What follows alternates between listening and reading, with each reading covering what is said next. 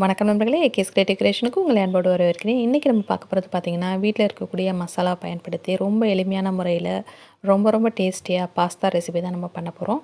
வாங்க இப்போ எப்படி பண்ணுறதுன்னு சொல்லி பார்த்துடலாம். அதுக்கு ஒரு கடாயில் தண்ணி சேர்த்துக்கிறேன்.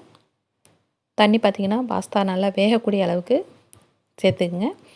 சேர்த்துட்டு இது நல்லா கொதி வந்துடணும். பார்த்துங்க, நல்லா தண்ணி சூடாகிடுச்சு. இந்த ஸ்டேஜில் நம்ம எடுத்து வச்சுருக்க ஒரு கப் அளவுக்கு நான் பாஸ்தா எடுத்துருக்கேன். அதை உள்ளே சேர்த்துறேன்.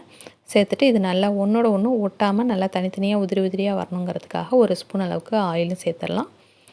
சேர்த்துட்டு இதுக்கு தேவையான அளவுக்கு உப்பையும் இப்போயே சேர்த்துருங்க. ஒரு 7லேருந்து ஒரு 8 நிமிஷம் போல் நல்லா இதை வேக வச்சிடலாம். அப்போ தான் பாஸ்தா நல்லா குக்காகி வரும். இப்போ இதை நல்லா கலந்து விட்டு உப்பெல்லாம் கொஞ்சம் சேர்கிற அளவுக்கு கொஞ்சம் வேக விட்டுடலாம். இப்போ பார்த்திங்கன்னா பாஸ்தா நல்லா வெந்து ரெடி ஆகிடுச்சு நமக்கு. அதுக்கு முன்னாடி நம்ம சேனல் நீங்கள் இது வரைக்கும் சப்ஸ்கிரைப் பண்ணலாம். கீழே இருக்கிற இடத்துல சப்ஸ்கிரைப் பட்டன் அமைக்கி சப்ஸ்கிரைப் பண்ணுங்கள். கூடவே பக்கத்தில் ஒரு பெல் சிம்பிள் வரும், அதையும் ப்ரெஸ் பண்ணுங்கள். அதில் ஆளுங்கிற ஆப்ஷன் செலக்ட் பண்ணுங்கள். அப்போ தான் நம்ம சேனலில் எந்த வீடியோ போட்டாலும் உங்கள் மொபைலுக்கு நோட்டிஃபிகேஷனாக உடனே வரும். நம்ம வேக வச்சு ரெடி பண்ணி வச்சுருக்க பாஸ்தாவை இப்போ வடிகட்டி வச்சு நல்லா வடிகட்டிடலாம். அந்த தண்ணியெல்லாம் நல்லா வடிஞ்சிடணும். ஓரளவுக்கு இப்படி அதை நல்லா ஆற வச்சிடலாம். அதுக்கப்புறம்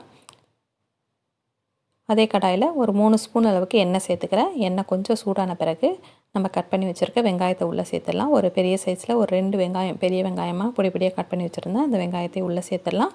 வெங்காயம் பார்த்திங்கனாக்கா ரொம்ப வதங்க தேவையில்லை. ஓரளவுக்கு அதனோட நிறம் மாறக்கூடிய அளவுக்கு லைட்டாக வதங்கியிருந்தாக்கா போதும். அந்தளவுக்கு அந்த வெங்காயத்தை வதக்கி எடுத்துக்கோங்க. இப்போ பார்த்திங்கன்னா வெங்காயம் ஓரளவுக்கு நல்லா வதங்கிடுச்சு. இப்போ ஒரு ஸ்பூன் அளவுக்கு இஞ்சி பூண்டு பேஸ்ட் சேர்த்துட்டு அதனோட பச்சை வாசம் போகிற அளவுக்கு இதையும் நல்லா கலந்து விட்டுடலாம். இப்போ காரத்துக்கு பார்த்திங்கன்னா ஒரு ஸ்பூன் அளவுக்கு நான் மிளகாத்தூள் சேர்க்குறேன். நார்மலாக குழம்புக்கு அரைச்சி வச்சுருக்க மிளகாத்தூள் தான், நார்மலாக வெறும் மிளகாத்தூள் தான் இது. அதோட கொஞ்சம் போல் மஞ்சள் தூள், ஒரு 1/2 டீஸ்பூன் போல் தனியாத்தூள் சேர்த்துறேன்.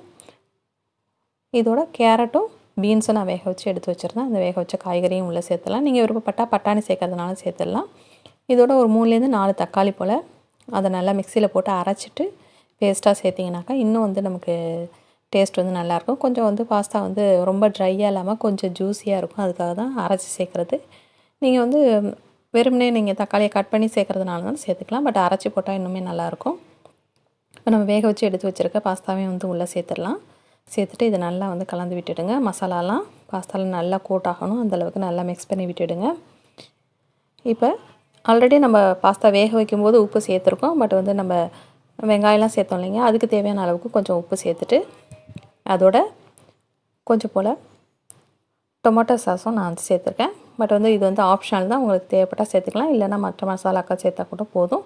இதோட மிளகுத்தூள் கொஞ்சம் சேர்த்துட்டு கலந்து விட்டுடுங்க. அவ்வளோதான், நமக்கு சூப்பரான பாஸ்தா வீட்டில் இருக்கக்கூடிய பொருட்களை வச்சே நமக்கு ரெடி பண்ணியாச்சு. ரொம்ப டேஸ்ட்டாக இருக்கும். கண்டிப்பாக ட்ரை பண்ணி பாருங்கள். ஃபைனலாக கொஞ்சமாக கொத்தமல்லி தலைகளையும் தூவி இறக்குனீங்கனாக்கா இன்னுமே வாசனை ரொம்ப நல்லாயிருக்கும். கொத்தமல்லி தலைகள் சேர்த்தா உடம்புக்கு ரொம்ப நல்லது.